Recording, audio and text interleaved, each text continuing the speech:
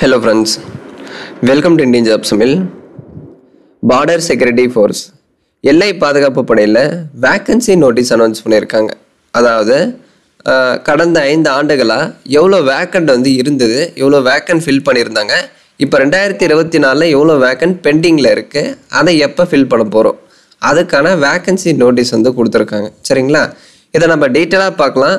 இந்த பிடிஎஃப் உங்களுக்கு தேவைப்பட்டால் நம்ம டெலகிராம் சேனல்லையே இருக்கும். இந்தியன் ஜாப் சமையல் டெலகிராம் சேனல் லிங்க் நான் டிஸ்கிரிப்ஷனில் கொடுத்துருக்கேன். அதில் ஜாயின் பண்ணிக்கோங்க. இந்த பிடிஎஃப் நான் இப்போ அப்டேட் பண்ணியிருக்கேன். ஸோ டவுன்லோட் பண்ணி நீங்களும் படித்து பாருங்கள். சரிங்களா, ரெஃபரன்ஸ்க்காக கண்டிப்பாக நீங்களும் டவுன்லோட் பண்ணி படித்தா மட்டும்தான் உங்களுக்கு புரியும். ஸோ என்ன தான் நான் வீடியோவில் சொன்னாலும் நீங்கள் அஃபிஷியலாக டவுன்லோட் பண்ணி படித்தா மட்டும்தான் உங்களுக்கு புரியும். ஓகேங்களா. The detail of vacancies in Border Security Force BSF as on 1/7/2024 1/7/2024 இந்த தேதி நிலவரப்படி அந்தந்த போஸ்ட்டுக்கு எவ்வளோ வேக்கண்ட் இருக்குது. இப்போ உதாரணத்துக்கு பாருங்கள், கெஜெட்டட் ஆஃபீஸர் இது குரூப் ஏ போஸ்டிங் 387 வேக்கண்ட் இருக்குது இந்த தேதி நிலவரப்படி. சரியா, அடுத்து சபார்டினேட் ஆஃபீஸர் இது குரூப் பி கேட்டகரியில் வரும். இதுக்கு ஒரு 1816 வேக்கண்ட் இருக்குது. அதே மாதிரி அதர் ரேங்க் அது எல்லாமே குரூப் சியில் வரும். அந்த குரூப் சியில் பார்த்தீங்க அப்படின்னா நிறைய வரும் இல்லைங்களா, எம்டிஎஸ்ஸு அந்த மாதிரி நிறையா இருக்கும். அது எல்லாமே குரூப் சியில் வரும். அது 7942 வேக்கன்சி இருக்குது. இப்போ ஒட்டுமொத்தமாக 10,145 வேக்கண்ட் இந்த தேதிப்படி, அதாவது இந்த தேதி நிலவரப்படி 10,145 வேக்கண்ட் இருக்குது அப்படின்னு சொல்கிறாங்க. அதே மாதிரி the number of new post created in BSF in the last 5 years, அதாவது கடந்த 5 ஆண்டுகளாக 7,372 வேக்கண்ட் அவங்க கிரியேட் பண்ணியிருக்காங்க. சரிங்களா, இப்போ 2020 எந்த வேக்கண்ட்டும் இல்லை.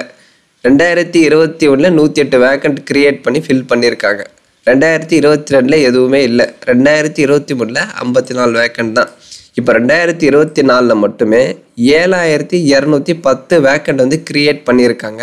அதாவது இந்த 2024 மட்டுமே 7,210 வேக்கண்ட் இருக்குது. சரிங்களா, இந்த வேக்கண்ட் எல்லாமே இப்போ சைட் பை சைடாக நோட்டிஃபிகேஷன், குரூப் ஏன்னா group A notification, group B அப்படின்னா group B notification, group C அப்படின்னா குரூப் சி நோட்டிஃபிகேஷன்.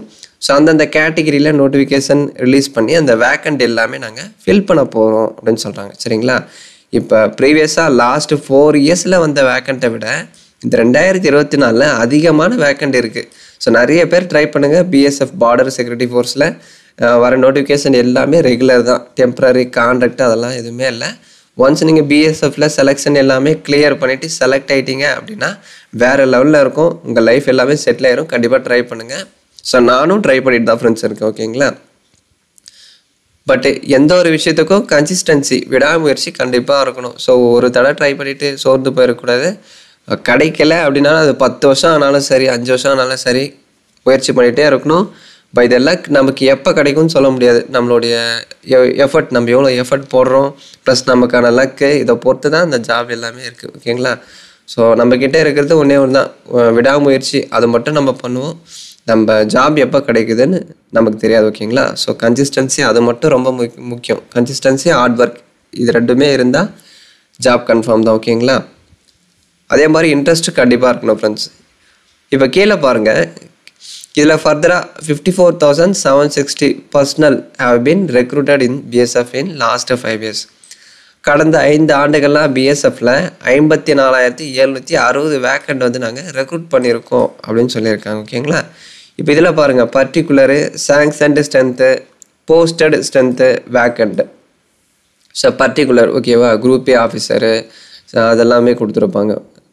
இப்போ அதுக்கான டோட்டலு, சாங்ஷன்டு ஸ்ட்ரென்த்து அதாவது டோட்டலாக எவ்வளோ ஸ்ட்ரென்த்து, போஸ்டட் ஸ்ட்ரென்த்து எவ்வளோ அவங்க ஜாபில் அப்பாயின்மெண்ட் பண்ணியிருக்காங்க, இப்போ எவ்வளோ பெண்டிங்கில் இருக்குது, அதை இந்த டேபிளர் காலம்லேயே கொடுத்துருக்காங்க. ஸோ அதையும் செக் பண்ணிக்கோங்க.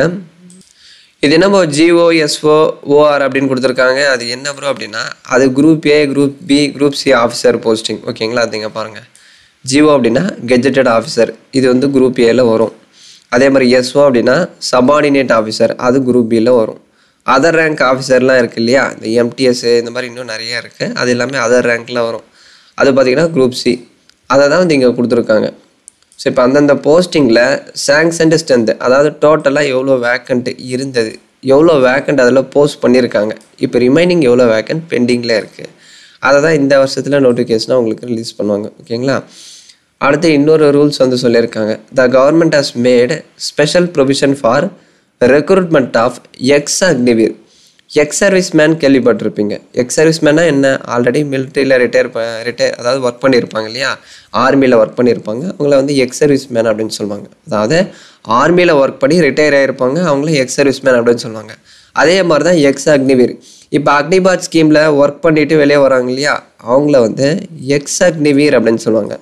ஸோ நீங்கள் எக்ஸ் அக்னிவீராக இருக்கீங்க அப்படின்னா பிஎஸ்எஃப்பில் கான்ஸ்டபிள் ஜிடி போஸ்ட்டுக்கு நீங்கள் அப்ளை பண்ணிக்கலாம். ஓகேங்களா? ஸோ அவங்களுக்கான ரிசர்வேஷனும் வந்து 10% of vacancies shall be reserved for ex Agniveer. Ex அக்னிவீராக இருக்கீங்க அப்படின்னா 10% இடஒதுக்கீடு நாங்கள் தருவோம் அப்படின்னு சொல்லிட்டாங்க. அதே மாதிரி உங்களுக்கு ஏஜ் ரிலாக்ஸேஷனும் இருக்கும். அதாவது உங்களுக்கு ஏஜ் பார் ஆகிடுச்சு அப்படின்னா, அதாவது அவங்க சொல்லியிருக்க வித்தின் ஏஜுக்குள்ளே நீங்கள் இல்லை, உங்களுக்கு ஏஜ் பார் ஆகிடுச்சு அப்படின்னா 3 years ஏஜ் ரிலாக்ஸேஷன் இருக்குது. மேக்ஸிமம் ஏஜ் லிமிட்டில் இருந்து 3 years ஏஜ் ரிலாக்ஸேஷனும் வந்து கொடுத்துருக்காங்க.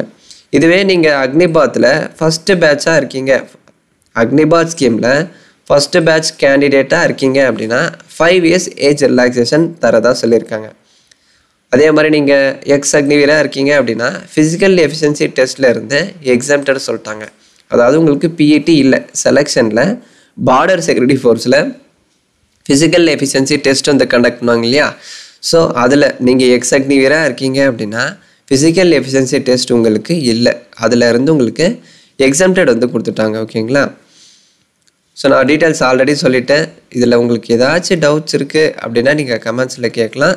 ஸோ நோட்டிஃபிகேஷனை கம்ப்ளீட்டாக படித்து பாருங்கள். சரிங்களா? என்னென்ன வேக்கண்ட் இருக்குது, இப்போ இந்த இயரில் எவ்வளோ வேக்கண்ட்டு, லாஸ்ட்டு 4 years எவ்வளோ வேக்கண்ட் வந்து ரிலீஸ் பண்ணியிருந்தாங்க, ஸோ அந்த டீட்டெயில்ஸு இப்போ group A, group B, group C போஸ்டிங்க்கு எவ்வளோ டோட்டலாக எவ்வளோ வேக்கண்ட்டு, எவ்வளோ சாங்ஷன்டு ஸ்ட்ரென்த் வந்து அலாட் பண்ணியிருந்தாங்க, இப்போ எவ்வளோ ஸ்ட்ரென்த் வந்து போஸ்ட் பண்ணியிருக்காங்க அப்படின்னா, போஸ்டட் ஸ்ட்ரென்த் அப்படின்னா ஆல்ரெடி அந்த ஆட்களை எடுத்து ஜாபில் வந்து அவங்க அலாட் பண்ணியிருப்பாங்க, அதை தான் போஸ்டட் ஸ்ட்ரென்த் அப்படின்னு சொல்லுவாங்க. வேக்கன்சி அப்படின்னா இப்போ எவ்வளோ பெண்டிங்கில் இருக்குது. சாங்ஷன்டு ஸ்ட்ரென்த் அப்படின்னா டோட்டலாக எவ்வளோ வேக்கண்ட் வந்து இருக்குது, அதாவது டோட்டலாக ப்ரீவியஸாக எவ்வளோ வேக்கண்ட் இருந்தது, அதில் எவ்வளோ வேக்கண்ட் வந்து ஃபில் பண்ணியிருக்காங்க, அது போக ரிமைனிங் எவ்வளோ வேக்கண்ட் பெண்டிங்கில் இருக்குது, அது வந்து வேக்கன்சியில் கொடுத்துருக்காங்க. ஸோ தரவாக செக் பண்ணுங்கள். உங்களுக்கு டவுட்ஸ் ஏதாவது இருந்தால் கமெண்ட்ஸில் கேளுங்க. எக்ஸ் அக்னிவீராக இருக்கீங்க அப்படின்னா பெனிஃபிட் நிறையா இருக்குது. ஓகேங்களா? பிஇடியில் எக்ஸாம்டட் சொல்லிட்டாங்க, ஏஜ் ரிலாக்ஸேஷன் இருக்குது, கான்ஸ்டபிள் ஜிடிக்கு நீங்கள் அப்ளை பண்ணலாம். ஸோ அவங்க அலாட் பண்ணுற வேக்கன்சியில் 10% உங்களுக்கு வந்து இடஒதுக்கீடு பண்ணுவாங்க. அதாவது அவங்க காலி பணியிடங்கள் சொல்கிறாங்க இல்லையா, இப்போ உதாரணத்துக்கு ஒரு 230 காலி பணியிடங்கள் இருக்குது அப்படின்னா அதில் இருந்து ஒரு 10% எக்ஸ் அக்னிவீருக்கு வந்து இடஒதுக்கீடு பண்ணுவோம் அப்படின்னு சொல்லியிருக்காங்க. அருமையான வாய்ப்பு, இதை யூஸ் பண்ணிக்கோங்க. பிஎஸ்எஃப்ல இருந்து அடுத்தடுத்து இனிமேல் நோட்டிஃபிகேஷன் வரும்போது எப்படி அப்ளை பண்ணும், டீட்டெயில்ஸு, நோட்டிஃபிகேஷன் எல்லாமே நான் கிளியராக சொல்கிறேன். இப்போ அனிமல் டிரான்ஸ்போர்ட்டு பிஎன்ஆர் வந்து அனௌன்ஸ் பண்ணியிருந்தாங்க இல்லையா, ஆல்ரெடி பார்த்துருப்பீங்க. நம்ம சேனலில் இன்னும் நான் அப்டேட் பண்ணல. இதுக்கடுத்து நான் பிஎஸ்எஃப்ல இருந்து ஒரு நோட்டிஃபிகேஷனாக வரும்போது நான் குயிக்காக அப்டேட் பண்ணிடுறேன். அதை நீங்கள் செக் பண்ணிவிட்டு எலிஜிபிளாக இருக்கீங்க அப்படின்னா அப்ளை பண்ணிவிட்டு அதுக்கான முயற்சி நீங்கள் ஸ்டார்ட் பண்ணுங்கள். சரிங்களா? எப்படி படிக்கலாம், செலெக்ஷன் ப்ராசஸ்லாம் எப்படி இருக்குது உங்களுக்கு தெரியல அப்படின்னா, எனக்கே இன்னும் நிறைய விஷயம் தெரியாது, தெரிஞ்சவங்க கிட்ட கேட்டு கொஞ்சம் கொஞ்சமாக அப்டேட் பண்ணுங்கள். கண்டிப்பாக ட்ரை பண்ணுங்கள். தேங்க்ஸ் ஃபார் வாட்சிங்.